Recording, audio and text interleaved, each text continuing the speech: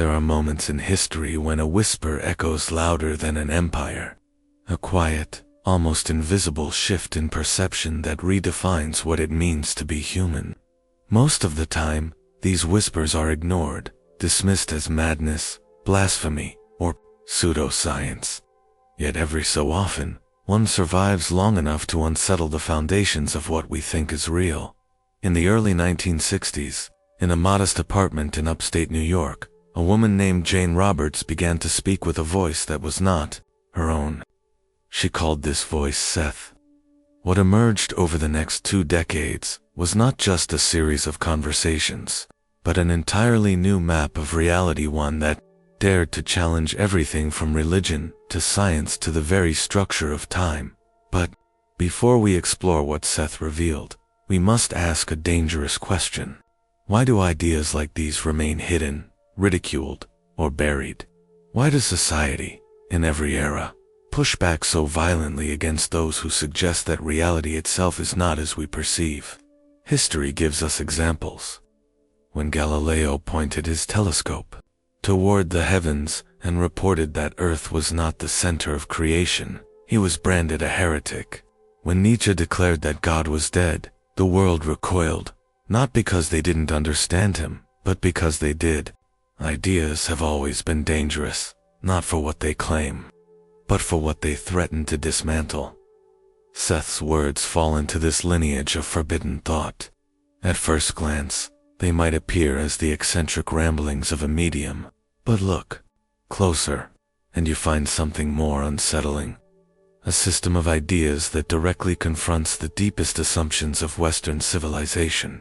What if consciousness is not produced by the brain, but is the source of the brain itself? What if time is not a straight line from birth to death, but an endless expanse where all moments coexist? What if God is not an external ruler, but the living totality of consciousness of which you are an inseparable part?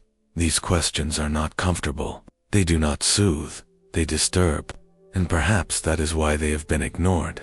To accept them would mean dismantling the scaffolding upon which we have built entire cultures, science, religion, politics, even our sense of personal identity. It is no coincidence that when radical truths arise, they are ridiculed before they are examined. They are labeled superstition, conspiracy, or delusion. For what society fears most is not error, but the destabilization of its myths. Myths are not lies, they are the invisible agreements we make to keep order, to keep meaning intact. To shatter them is to risk chaos. And so, the question lingers. Were Seth's revelations ignored because they were untrue, or because they were too dangerous to accept? Imagine, for a moment, if Seth's vision of reality had been embraced. Imagine if consciousness were taught as the architect of existence, rather than its byproduct. Imagine if time were seen not as a merciless march forward, but as a vast landscape we traverse in infinite directions. Imagine if God were not the distant overseer of human morality, but the very essence of every thought, every breath, every act of creation. What kind of society would emerge from such a vision? Perhaps a freer one, perhaps a more terrifying one. For with freedom comes responsibility, and with responsibility comes the end of excuses. This is the whisper behind reality, the unsettling idea that life as we know it may not be life as it truly is, and once you hear it, you cannot unhear it. Jane Roberts was not the kind of person history usually remembers. She was not born into privilege or adorned with academic accolades. She was a poet, a fiction writer, and above all, a seeker, an ordinary woman in an ordinary town. Yet it was precisely from this ordinariness that something extraordinary emerged. The year was 1963. America was caught in the contradictions of its own identity. On one hand, the triumph of science and technology promised a future of rationale, order. On the other, a restless counterculture was beginning to rise, questioning the very foundations of materialism. The world was split between conformity and rebellion, between a trust in institutions and a suspicion that the human spirit was being suffocated by them, It was in this cultural tension that Jane Roberts experienced something she could not explain. While working on a book about extrasensory perception, she suddenly began to enter trances in which a presence spoke through her. This presence identified itself simply as Seth. At first, Jane resisted. She was not someone who indulged in occult practices. She prided herself on skepticism, but the voice that came through her was not hesitant or vague. It was commanding, articulate, and unnervingly coherent. Over time, Jane, with the help of her husband Robert Butts, transcribed thousands of sessions. These sessions became what are now known as the Seth books.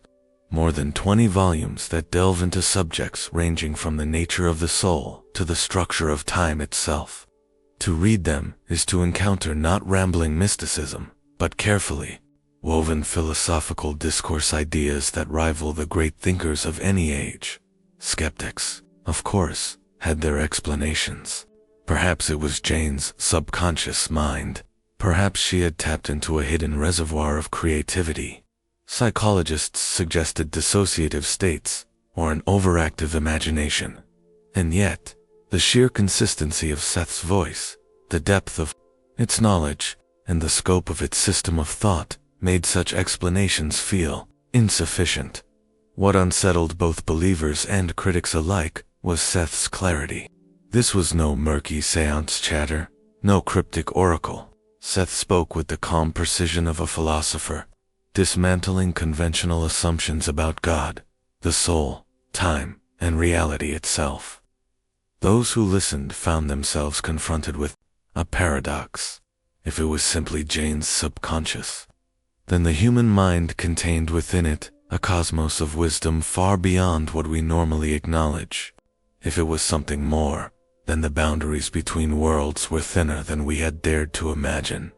The phenomenon of channeling was not new.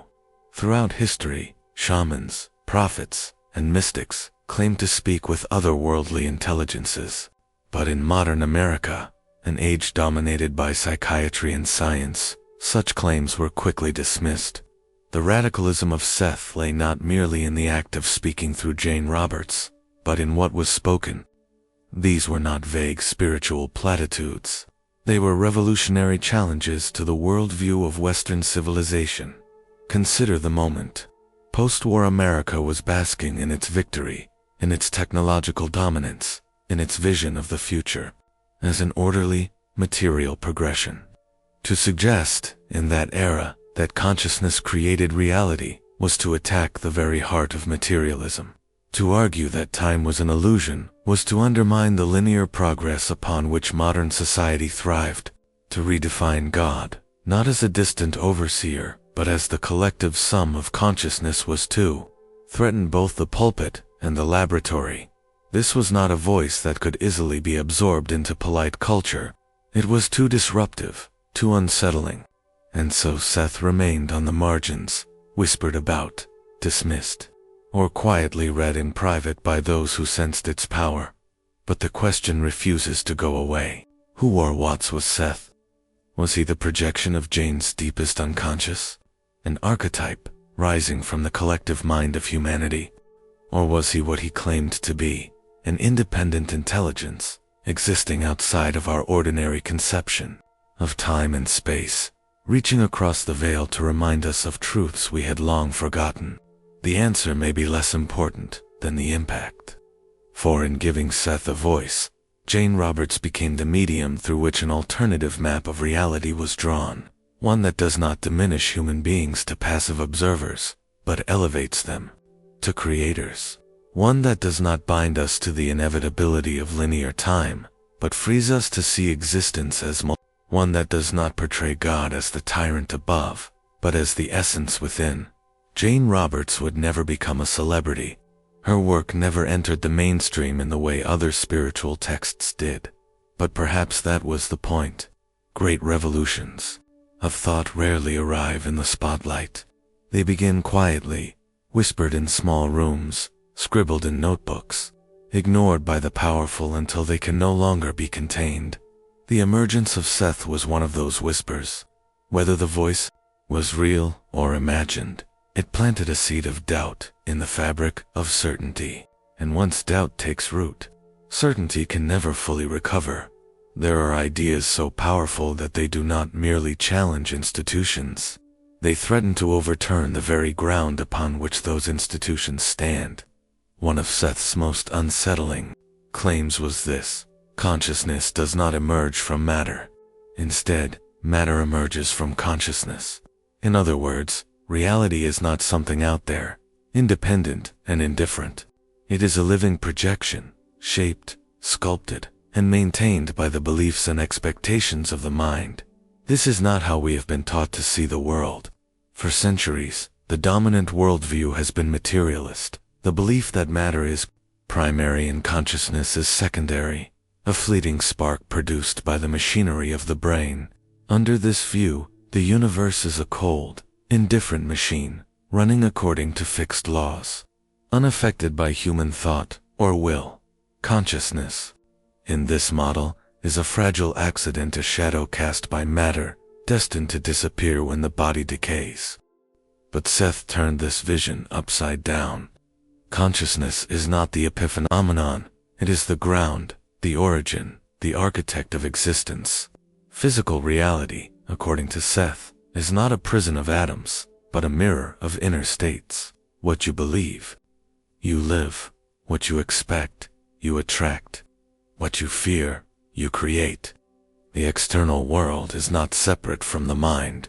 It is the canvas upon which the mind paints. At first this sounds like a comforting spiritual platitude, but if taken seriously, it is nothing less than heresy. It dismantles the authority of both religion and science. If consciousness creates reality, then priests cannot mediate between you and God, for God is not outside but within. If consciousness creates reality, then scientists cannot reduce you to neurons and chemicals, because the very neurons and chemicals are themselves expressions of mind. If consciousness creates reality, then governments, advertisers, and media do not simply influence your perceptions. They actively construct the world you inhabit by shaping what you believe is possible. Philosophy has long flirted with this radical notion. In the 18th century, George Berkeley argued that the existence of objects depended on being perceived. To him, the material world had no independent reality.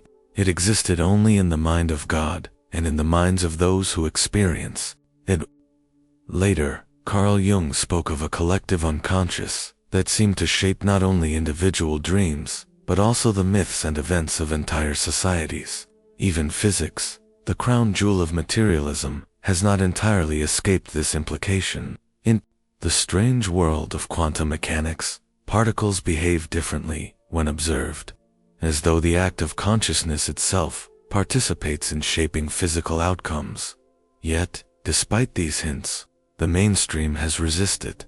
For to admit the primacy of consciousness is to admit that reality is pliable, and a pliable reality is dangerous to systems of power.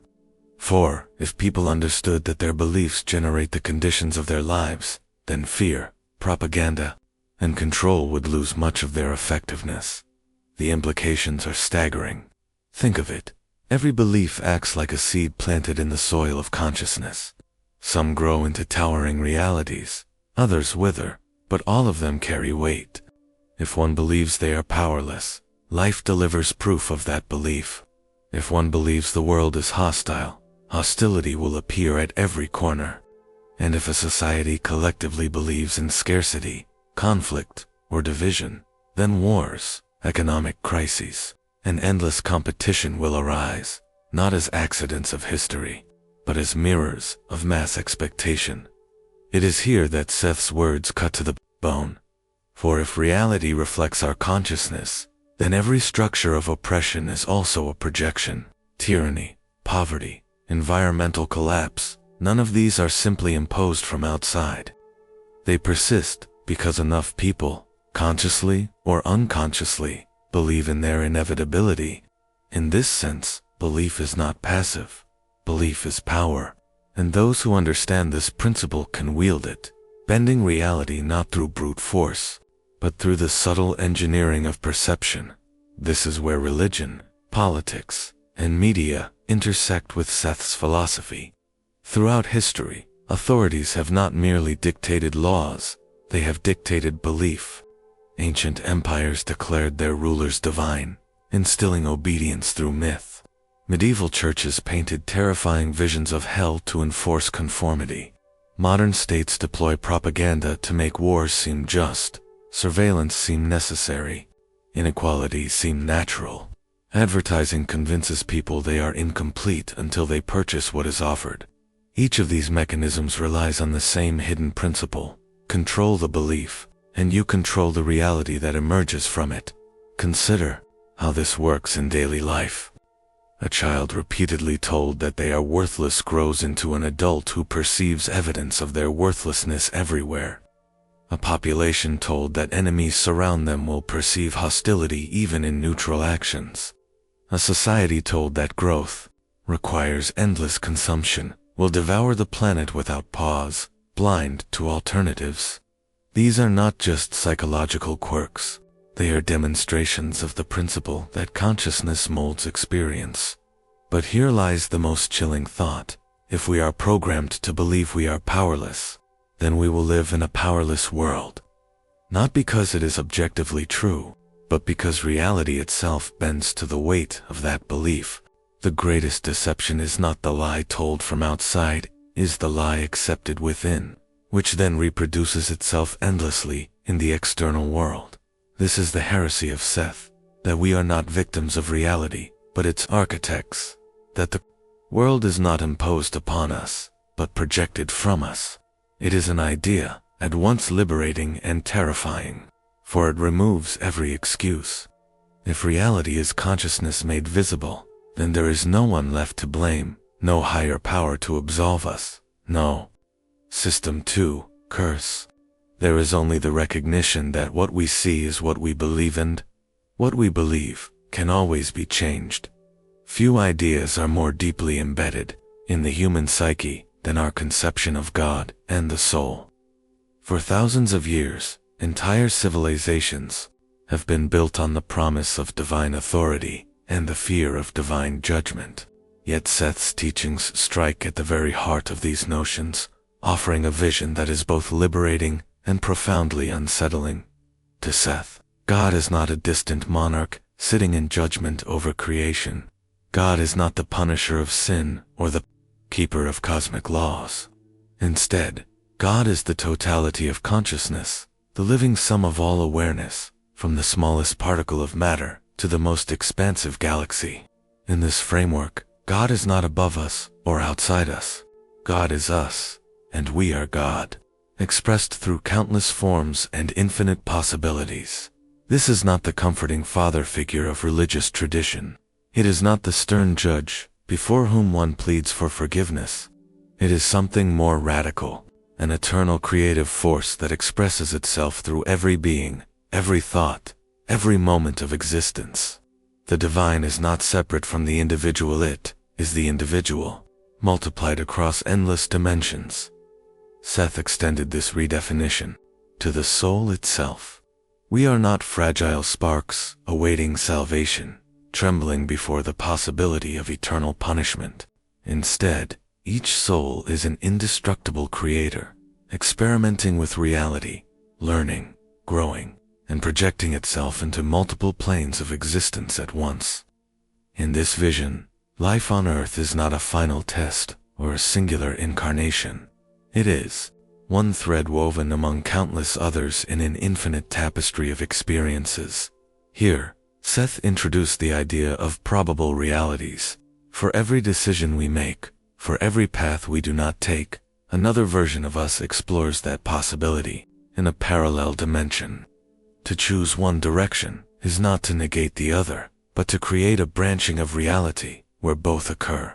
Each self, each lifetime, each choice is part of the larger whole of the soul, which experiences them all simultaneously.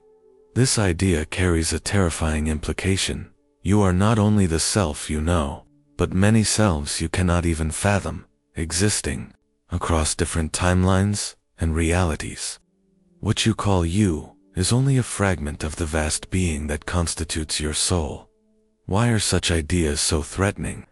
Because they dissolve the monopoly of institutions over the definition of divinity. For centuries, organized religions have portrayed God as an external authority, and the soul as a fragile entity in need of salvation. This model creates dependency. If the soul is weak, it needs priests, rituals, and dogmas. If God is judgmental, then only those who claim to speak for him can offer protection. Entire empires have thrived on this narrative, instilling fear of damnation to secure obedience. But in Seth's vision, these structures collapse. If the soul is eternal and divine, it does not need saving.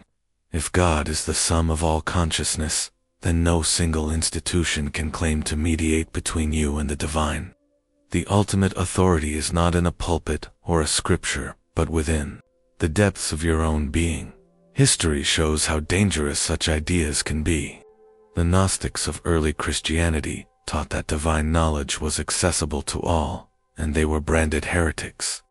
Mystics across cultures, who claimed direct union with the divine, were often silenced, persecuted, or erased from the record. The danger was not in their error, but in their truth. They bypassed the gatekeepers of belief. Yet even beyond institutional suppression, there is a psychological reason why such ideas unsettle us. To see oneself as divine is not only empowering, but also terrifying. It removes the comfort of external authority. It means that the responsibility for creation rests not on a distant deity, but on the choices of one's own consciousness. The soul is not waiting for orders from above it, is the author of reality. For many, this is unbearable. It is easier to imagine a stern God who tells us what to do than to accept the burden of freedom.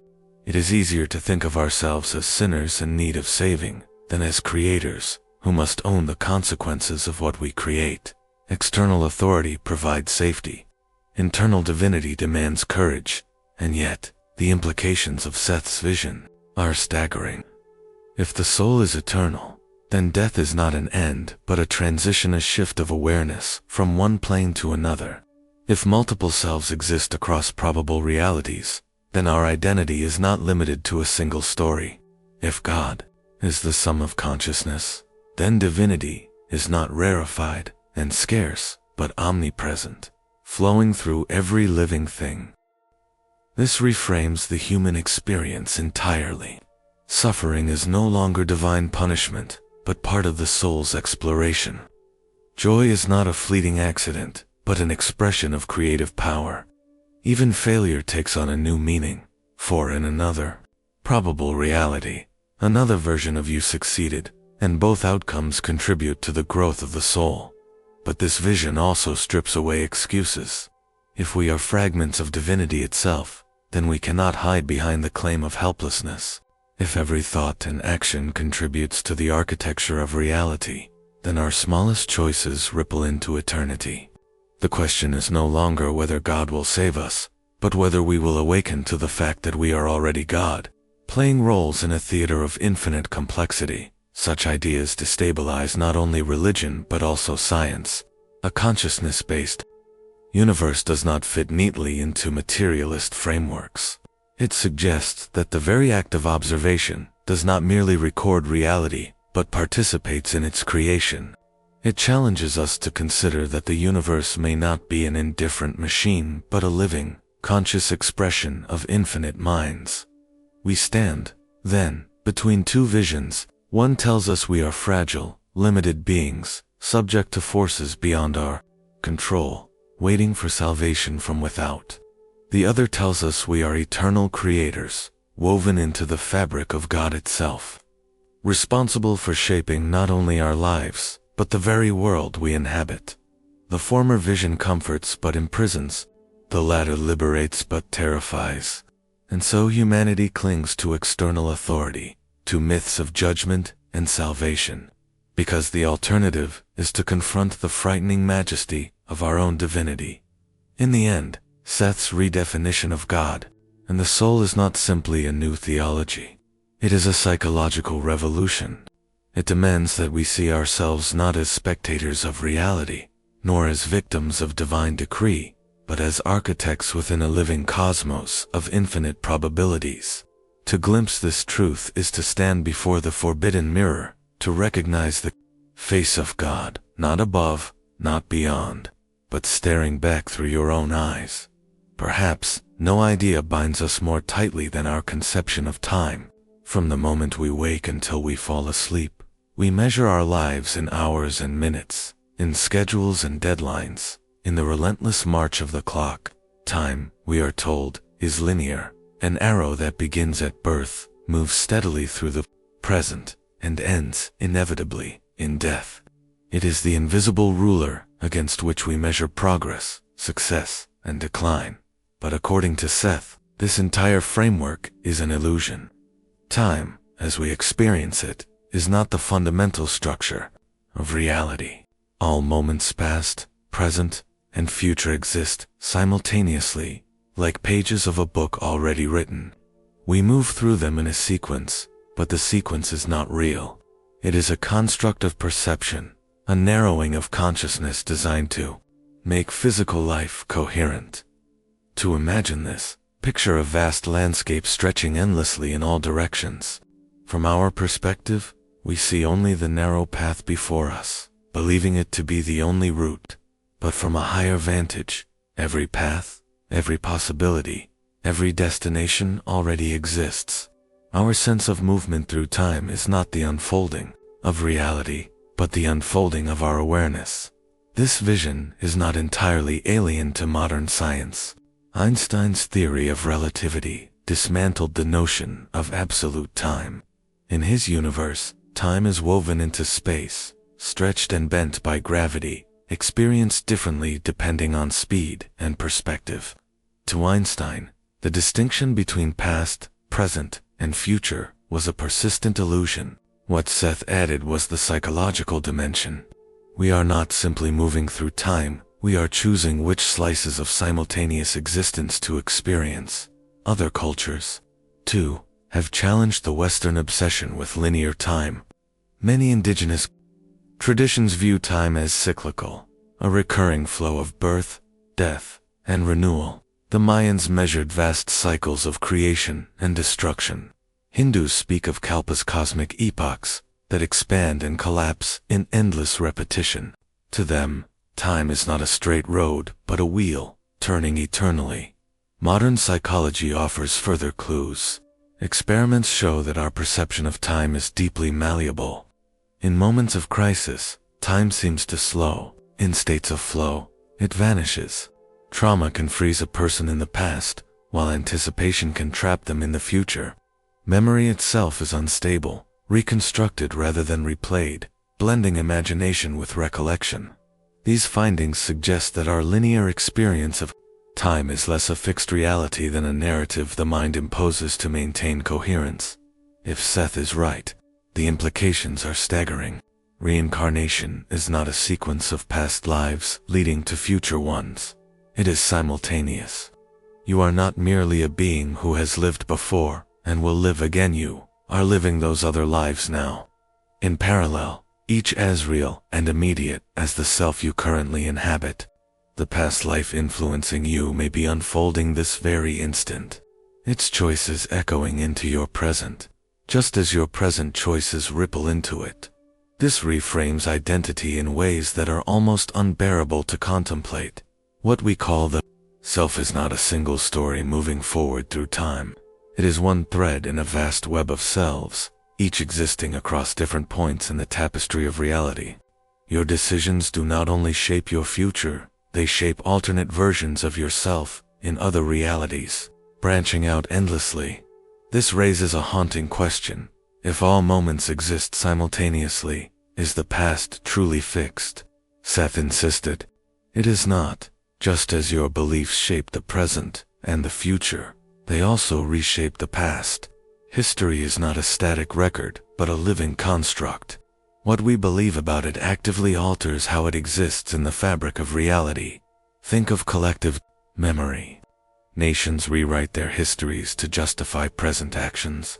Families reinterpret the past to protect themselves from pain. Individuals reconstruct childhoods to make sense of current struggles. These are not simply distortions, they are manifestations of the principle that the past itself bends to consciousness. Beliefs about what has been can be as formative as beliefs about what will be. This means that history itself is not carved in stone, but malleable. If a society collectively believes in a heroic past, it will experience echoes of that myth. If it collectively believes in tragedy, it will find itself living out the consequences. The battle for history, then, is not merely academic, is a battle for reality itself. Whoever controls the narrative of the past controls the trajectory of the future. The idea that time is simultaneous also alters how we view choice. Every decision is not a narrowing of possibility, but a branching of it. When you choose one path, another self chooses the opposite. Each branch continues, equally real, equally valid. The self you identify with simply follows one stream, while the greater soul encompasses them all.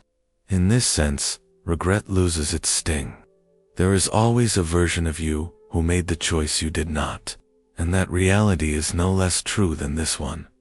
But with this freedom comes a chilling weight.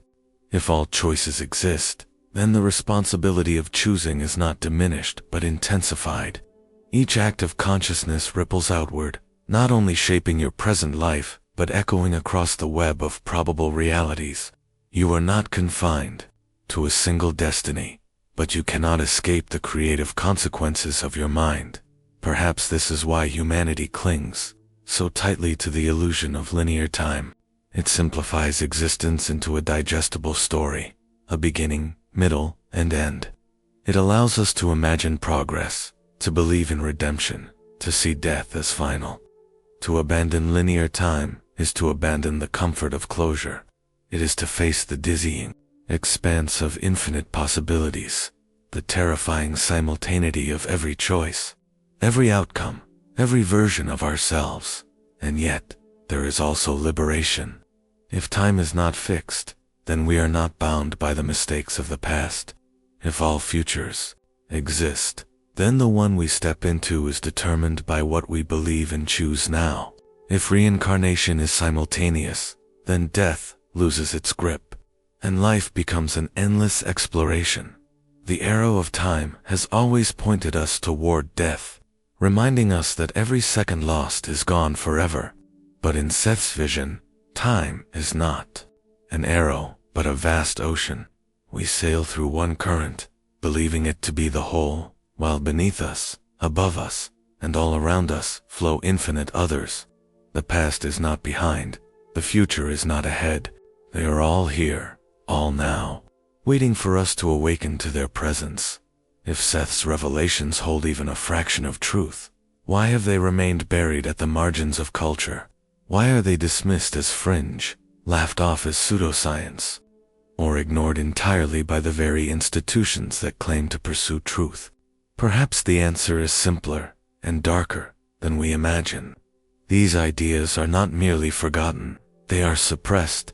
Throughout history, knowledge that empowers individuals has always been dangerous to those who rule. The empires of the past and the institutions of the present thrive on obedience, conformity, and submission to authority. Ideas that declare the individual consciousness as the source of reality itself are not just disruptive, they are revolutionary. Consider the medieval Inquisition. Heretical mystics who spoke of direct communion with the divine without priests, without churches, were branded as enemies of order. They were silenced, imprisoned, and burned alive. Their crime was not delusion, but independence. If every person could access truth directly, the authority of the church would crumble. Seth's claim that God is the sum of all consciousness, and that each individual creates their reality, is a modern echo of those same heresies. The pattern has not changed. Institutions evolve, but the logic of control remains constant. Where the church once wielded fear of damnation, the modern state and market use subtler weapons. Science, when stripped of its humility and wielded as dogma, tells us consciousness is an accidental byproduct of matter, a flicker that ends at death. Religion burdens us with guilt and promises salvation only through obedience. Politics saturates us with fear, demanding loyalty to leaders who claim to protect us from chaos. Advertising manipulates our desires, convincing us that fulfillment lies in consumption rather than creation. Education teaches memorization and conformity, not curiosity or imagination. Each of these systems whispers the same underlying message: you are small, powerless, and dependent on something outside yourself. Your role is to consume, to obey, to follow. To question is to destabilize, and to destabilize is to be punished. In this light, the suppression of Seth is not surprising. It is part of a long war on consciousness itself, war waged not with armies but with beliefs. The battlefield is not land or resources, but perception, imagination, and identity. History is full of forbidden teachings that mirror this struggle. The Gnostics of early Christianity claimed that the divine spark existed within every individual, not in the hands of priests. Their writings were hunted down and destroyed, their followers erased from history. Giordano Bruno envisioned an infinite universe, teeming with life and possibility, and was burned at the stake. Spinoza, who declared that God and nature were one, lived excommunicated and vilified. Every age produces voices that whisper dangerous truths, and every age produces authorities who silence them. Seth belongs to this lineage. His message does not comfort the powerful, it threatens them. If individuals realized that their beliefs shape reality, the machinery of manipulation would falter. Advertising could no longer dictate desire. Propaganda could no longer manufacture consent. Religion could no longer terrify souls into submission. The economy could no longer thrive on endless dissatisfaction. The state could no longer justify surveillance and war in the name of security. The entire architecture of control would tremble. This is why ridicule becomes a weapon. To dismiss an idea as absurd is often more effective than banning it. In a culture that prizes rationality, labeling something pseudoscience or nonsense ensures that most people will never touch it. Skepticism, once a tool of liberation, becomes a cage. To even consider certain possibilities is to risk being branded irrational, unserious, or insane. Thus, the most subversive ideas are not refuted, they are rendered laughable. But beneath the laughter, the suppression continues in more insidious forms. Psychology, the science of the mind, has been weaponized to keep consciousness in chains. Consider advertising. Billions of dollars spent not to inform, but to hijack emotions, implant cravings, and engineer identities. Propaganda functions similarly, shaping what entire populations perceive as reality. Education conditions us to think in boxes, to value authority over inquiry. Even psychiatry, at times, has pathologized spiritual experiences, labeling them as disorders rather than explorations of consciousness. This does not mean science itself is the enemy. Science, at its best, is a method of discovery, not a prison of dogma. But when institutions use it to deny the primacy of consciousness, it becomes another tool of suppression. Materialism, the belief that matter is the foundation of existence, is not a neutral fact, but an ideology. It tells us that we are accidents in a cold universe, that our thoughts are illusions, and that our lives have no intrinsic meaning. It leaves us starved for significance, and therefore vulnerable to those who promise it, be they corporations, governments, or religions. Why, then, has Seth not entered the mainstream? Not because his ideas lack coherence, but because they are too coherent. They fit too neatly into the hidden story of suppression. They expose the mechanisms of control by pointing out the obvious. If consciousness creates reality, then whoever controls belief controls the world. The war is not fought with bullets, but with narratives. If you can convince people they are powerless, they will live as if they are. This explains why society invests so heavily in the idea of passivity. From birth, we are told that reality is something that happens to us, not something we create. Children are trained to obey teachers rather than trust imagination. Citizens are trained to fear governments rather than govern themselves. Consumers are trained to buy identities rather than create them. This conditioning is not accidental, it is the foundation of control. And so, Seth's work becomes part of a forbidden archive, whispered about but never embraced, tolerated at the fringes but excluded from the centers of power. It shares company with mystical traditions, esoteric philosophies, and revolutionary psychologies, so condemned not because they are false, but because they are dangerous. The chilling possibility is this: maybe people do not reject Seth's ideas because they seem unbelievable. Maybe they reject them because, at some level, they sense their power. To accept them would mean dismantling the entire scaffolding of authority in which we live. It would mean no longer outsourcing responsibility to governments, corporations, priests, or scientists. It would mean confronting the terrifying truth that we are creators, not victims, and that every limitation we accept is a belief shaping our reality. Those who profit from obedience cannot afford such awakening, and so the war on consciousness continues, subtle and relentless. The methods evolve: torture replaced by ridicule, censorship replaced by distraction, violence replaced by entertainment, but the objective remains the same: keep humanity asleep, doubting its own power. Yet, despite centuries of suppression, the forbidden ideas never vanish. They resurface in each generation, wearing new masks, finding new voices. They cannot be killed because they are not external doctrines, but reflections of the deeper truth within us all. Suppressing them is like suppressing the rising of the sun. It can be delayed, but not prevented. Perhaps this is why Seth's work still circulates quietly, decades after Jane Roberts first channeled his words. Not because institutions endorse it, but because individuals, scattered and searching, recognize in it a forbidden resonance. They sense that beneath the ridicule lies something worth exploring, and that realization itself is subversive. The war on consciousness has always depended on one thing: convincing people that they are powerless. But once a single individual dares to question, dares to believe otherwise, the spell begins to break.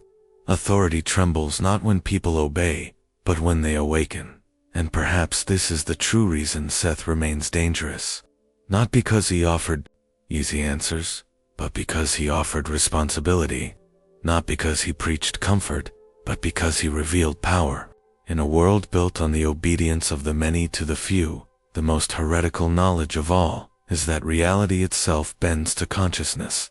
If Seth's message carries weight, it leads us to an unsettling conclusion. We are not prisoners of fate, nor pawns of invisible forces, but creators of reality itself. Every thought, every expectation, every fragment of belief is not idle noise in the mind. It is material, shaping the world we inhabit. This realization can be intoxicating. It promises liberation from victimhood, freedom from the tyranny of chance. But with that freedom comes a burden so heavy that many recoil from it. For if we create reality, then excuses dissolve. We cannot hide behind destiny, nor blame an indifferent universe. To embrace this truth means confronting the possibility that the chaos of our world is, in part, our own reflection. Sartre spoke of this weight when he declared that we are condemned to be free. The absence of external authority is not merely liberating, it is terrifying. Freedom forces responsibility, and responsibility reveals the architecture of our choices. Nietzsche's thought experiment of eternal recurrence sharpens this point. Imagine that every moment of your life will be lived again, not once, but eternally. Every choice, every hesitation, every belief, endlessly repeating. Could you bear such a weight? For Nietzsche, the challenge was not despair, but affirmation. To live as though every moment was worthy of infinite return. Seth's vision of probable realities carries a similar demand. If every choice ripples across simultaneous selves, then each moment carries more significance than we can easily comprehend. This is not abstract philosophy. It speaks directly to the crises we face today. Climate collapse is not just the result of industry or policy, yet reflects collective beliefs of separation from nature, of endless consumption, of domination over the earth. Political corruption mirrors inner passivity, the willingness to hand over power rather than claim it. Technological control emerges from the very beliefs we hold about convenience, dependency, and surveillance.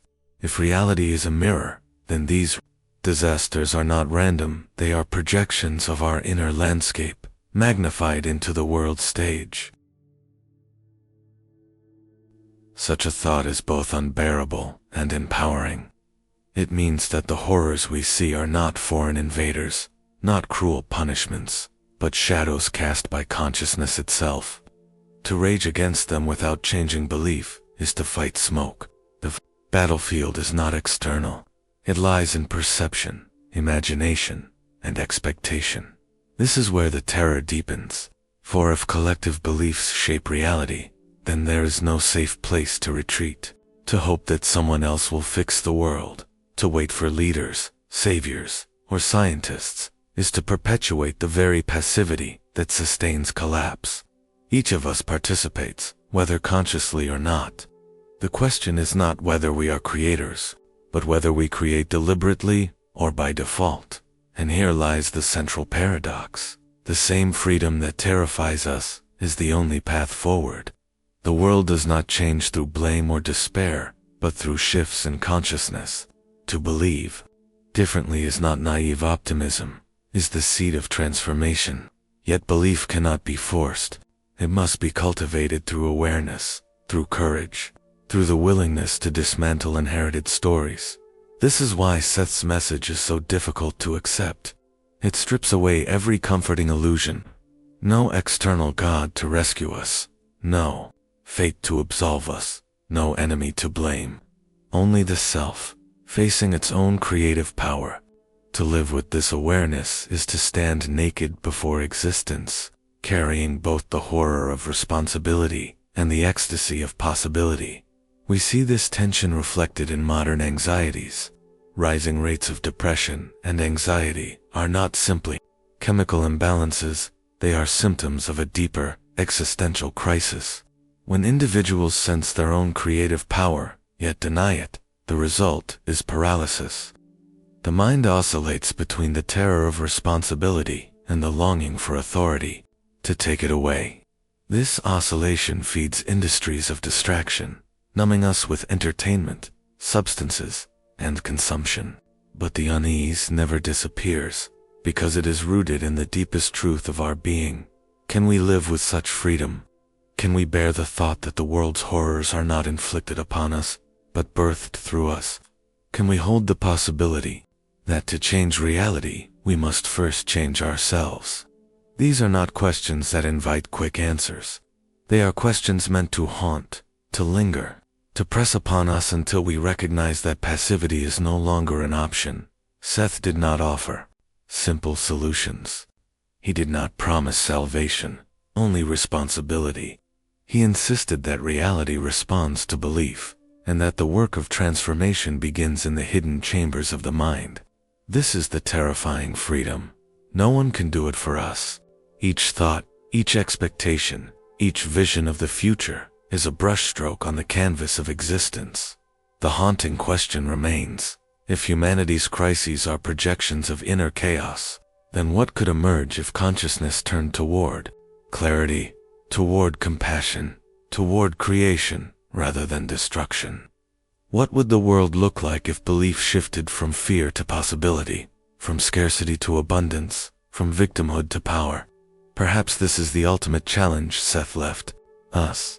To step into a freedom so vast it feels unbearable, to carry responsibility so total it feels impossible, and yet to realize that this weight is the very essence of being alive, to create consciously rather than unconsciously, to face the mirror of reality, not with despair, but with the courage to shape what we see. The burden is terrifying, but within it, lies the only true liberation. Throughout history, the most dangerous ideas were never those that promised wealth or conquest. They were the ones that threatened to change how human beings saw themselves. The teachings attributed to Seth fall into this lineage of forbidden knowledge. They do not comfort, they do not soothe, and they do not offer simple reassurance. Instead, they dismantle the scaffolding on which identity, time, and even God have been constructed. If consciousness creates reality, then the universe is not a machine indifferent to our fate, but a living mirror reflecting back the images we project upon it. If God is not a distant overseer, but the totality of all consciousness, then divinity is not above us, but within us. If time is not linear, then the past, present, and future are interwoven, existing simultaneously, reshaped by the beliefs we carry in this moment. And if these truths are real, then the suppression of them, the ridicule, the censorship, the fear makes perfect sense. For they leave no room for hierarchy, no justification for authority, no excuse for obedience. They reveal the prison was never locked, and the guard was never real.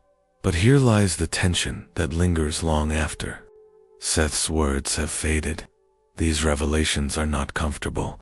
They strip away the protections of ignorance. They force us to see that our suffering, our crises, even our history, may not be accidents inflicted from outside, but projections of the stories we tell ourselves. To face this is to stand before a mirror, more honest than any doctrine or creed. It reflects not only our failures, but our power. And this is the truth many cannot bear. Because to accept that we are creators is to abandon the luxury of excuses.